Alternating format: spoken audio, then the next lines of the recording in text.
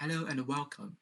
Today I will be presenting on the colonial literacies and the impact of colonialism in Canada through the lens of Indigenous art. Specifically, I will be exploring David Neel's artwork, Life on the 18th Hole, which depicts the Alka crisis in 1990 and its impact on Indigenous communities. I will be reflecting on my process of phenomenological inquiry, discussing how this artwork contributes to my understanding of decolonization, reconciliation, and self determination. I am interested in David Neel because of his family legacy in Indigenous art. Through my previous study, I learned a lot about his mother, Ellen Neel, and his great grandfather, Charlie James, who were also Indigenous artists faced challenges in maintaining their cultural traditions and struggling for survive in modern Canada. So I am curious to see how their offspring, David Neel, continues to honor and express his Indigenous culture through his own artistic practice. David Neel comes from the Kwakuto, one nation of Kwakakwak First Nation. He is a photographer, painter, sculptor, and carver who is known for his innovative and thought-provoking works.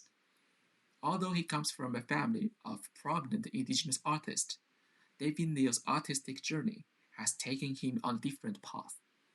From working as a professional photographer in the US to apprenticing as a carver with Baldick and Wayne Alfred, Neel's background is diverse and reflects his commitment to both preserving and adapting contemporary Indigenous art practices. Life on the 18th Hole is an artwork created by David Neel in 1990. The artwork is 29 inches by 37 inches in size and was created using the silk screen printing technique. It is a photomontage that combines different elements from various sources. The central element of the artwork is a photograph of a masked Mohawk warrior, surrounded by two rows of little armed policemen. Neel clipped the warrior's image from Canada's national newspaper, the Globe and Mail, photographed by a Canadian press photographer, Rayo Ramoray. The policeman's image was taken from the Canadian news magazine Maclean's. Neel also used his own photographs of spotted eagle feathers to flag either side of the warrior, while the four corners of the artwork display graphic reminders of the four sacred directions. Those directions represent the north, south, east, and west, and the spiritual, physical, emotional connections that Indigenous people have with the land and the natural world. In golf, the 18th hole is the final hole on the course, and completing it marks the end of the game. In the context of David Neel's artwork, Life on the 18th Hole, the title carries a deep meaning, as it juxtaposes this image of privilege and leisure with the stark reality of Indigenous resistance and the ongoing struggle for self-determination. Life on the 18th Hole was a direct response to the Alka crisis that occurred the same year. The Alka crisis was a 78-day armed standoff between Mohawk protesters and the Canadian government over the development of a golf course on Mohawk land in Oka, Quebec. The crisis had a significant impact on Indigenous people across Canada, who saw it as a symbol of the ongoing struggle for Indigenous rights and sovereignty. The photo montage titled Life on the 18th Hole was released as a limited edition run of serigraphs and a series of unnumbered posters. It became very popular at that time, and a bootlegged version with that caption, "We are not criminals, we are political prisoners," was also produced and sold. The unique color palette used by David Neel immediately sparked my associations with the woodcraft of his great-grandfather Charlie James and his mother Anna Neel. The two employed a combination of green, red, and yellow in their depictions of the thunderbird in their art. The dark color decorating the wings alongside the body suggests to me that the Mohawk warrior in David Neel's work could be a metaphor for the thunderbird, a powerful and protective spirit in Indigenous culture.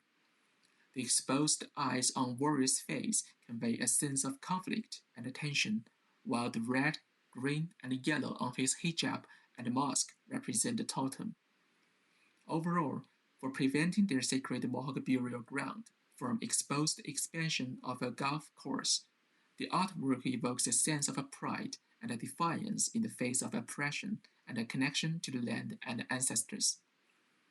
Not only in form associations, the connection between the same object in different time also inspires me a lot. When I checked the other artworks of David Neel, I found that he is also very interested in making masks. Masks hold a special significance in indigenous culture, serving as a way to communicate with their ancestors and spirits. The camouflaged face of the warrior represents the power of a mask in indigenous culture.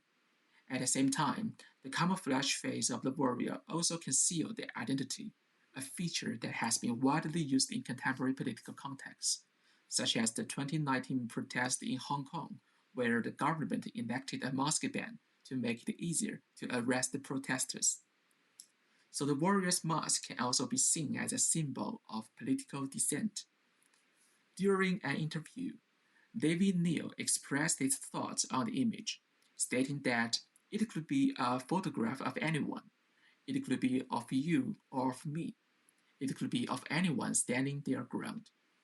In this way, life on the 18th hole serves as a powerful statement about the universal fight against injustice and the significance of linking cultural heritage with contemporary political context. David Neal's collage artwork intentionally creates a sense of ambiguity and instability by piecing together various ready-made press images, his own photographs, and graphic designs. In this preliminary sketch of his artwork, David Neel employed a collage technique by juxtaposing and adhering images he cut from various sources. It shows artist's initial experiment of what he states.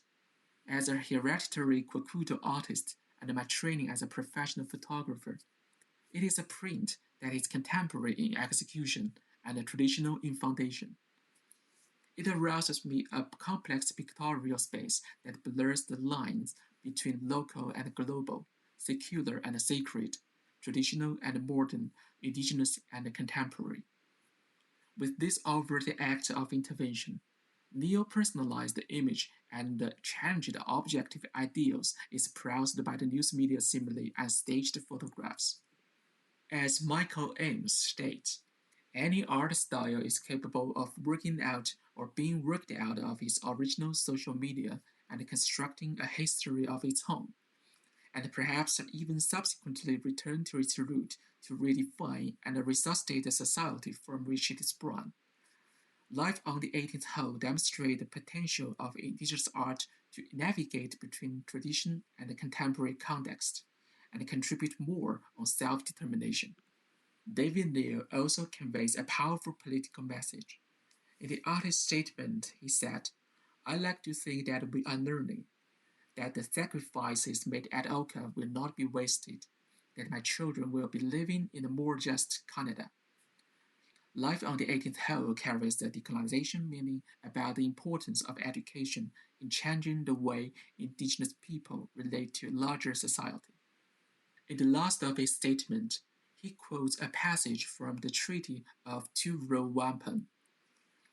These two rows will symbolize two paths or two vessels traveling down the same rivers together. One, a birch bark canoe, will be for the Indian people, their laws, their customs, and their ways. The other, a ship, will be for the white people and their laws, their customs, and ways. We shall each travel the river together, side by side, but in our own boat. Neither of us will try to steer the other's boat. David Neel noted that in Canada, we have seen a rocking of these boats, and perhaps in the journey towards reconciliation, these two parts will remain as counterbalancing forces, much like the warriors and the policemen. The crucial aspect is learning to listen through these juxtapositions.